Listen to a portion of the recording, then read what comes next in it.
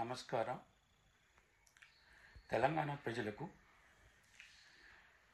తెలంగాణ ప్రభుత్వం ఒక తీపి కబురు చెప్పింది. అదేంటంటే కొత్త రేషన్ కార్డులు పొందాలని ఆశించే వారికి ఈ నెల అంటే అక్టోబర్ 2వ తేదీ నుంచి దరఖాస్తు చేసుకొని దానికి కావలసిన దస్తావేజులు రేషన్ కార్డు, పాత ration card, Aadhaar, income certificate, మీ హౌస్ అడ్రస్ ప్రూఫ్ ఇవి ఉంటే చాలు.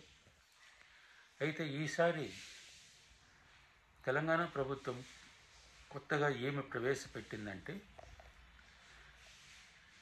కుటుంబ డిజిటల్ కార్డు, అంటే ఫ్యామిలీ డిజిటల్ కార్డు. ఒకే రాష్ట్రం ఒకే కార్డు, అంటే ఆహార భద్రతా కార్డు, సంక్షేమ కార్డు, హెల్త్ కార్డు అంతా కలిపి ఒకే కార్డుగా ఇవ్వాలనేదే ప్రభుత్వం నిర్ణయం. దీనిని అందరూ ఉపయోగించుకుంటారని ఆశిస్తున్నాను.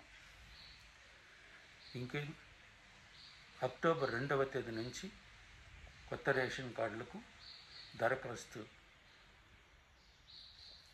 ఇవ్వడం స్టార్ట్ చేసేయండి. Thank you. ఈ వీడియో మీకు నచ్చినంటే లైక్ చేయండి, షేర్ చేయండి, సబ్స్క్రైబ్ చేసుకోండి. Thank you.